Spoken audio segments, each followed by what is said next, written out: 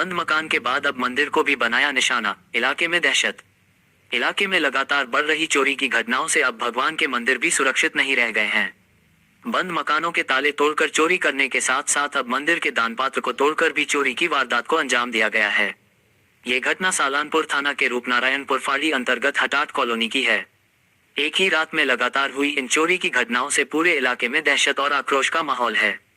स्थानीय सूत्रों के अनुसार हटाट कॉलोनी निवासी रंजीत प्रसाद की पत्नी पिछले कुछ समय से बीमार हैं।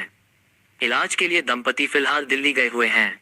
घर खाली होने का फायदा उठाकर चोरों ने मुख्य दरवाजे का ताला तोड़कर घर में प्रवेश किया। इसके बाद पूरे घर का सामान बिखेर दिया और अलमारी तोड़कर उसमें रखे सोने चांदी के गहने चोरी कर फरार हो गए।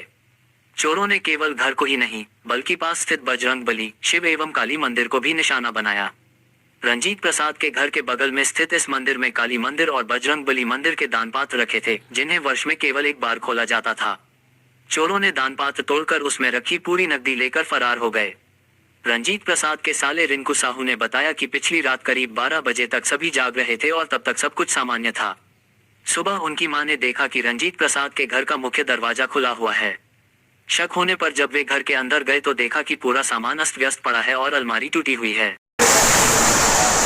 আমাদের রূপনারায়ণপুর কালী মন্দিরে নবজীবন পল্লী কালী মন্দিরে কালকে কোনো সময় রাত্রিবেলায় চোর ঢুকেছিল, ঢুকে ক্যাশ বাক্স ভেঙে মোটামুটি 6-7 হাজার টাকা মতো ছিল, পুরো টাকাটা নিয়ে চলে গেছে এবং আর কোনো কেস আমরা এখনো পর্যন্ত করতে পারিনি।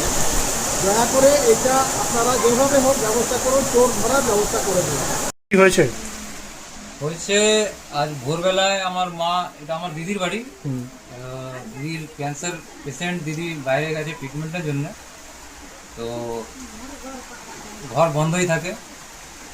আমার পাশে বাড়ি আমার আছে, তো মা সকালবেলায় এসেছিল ফুল তোলার জন্য দেখতে, বাড়িটা দেখছে খোলা। বাড়িটা খোলা দেখে মা দরজা খুলে দেখছে, তখন আলমারি ভাঙা, বাক্স ভাঙা।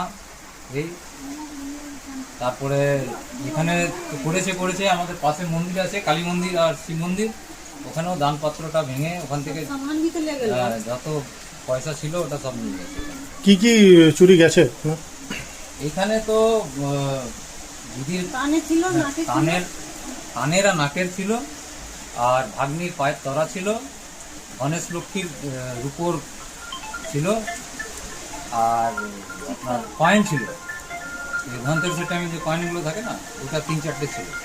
এই নিয়ে ক্যাশ টাকা কিছু ছিল না, ক্যাশ ছিল না।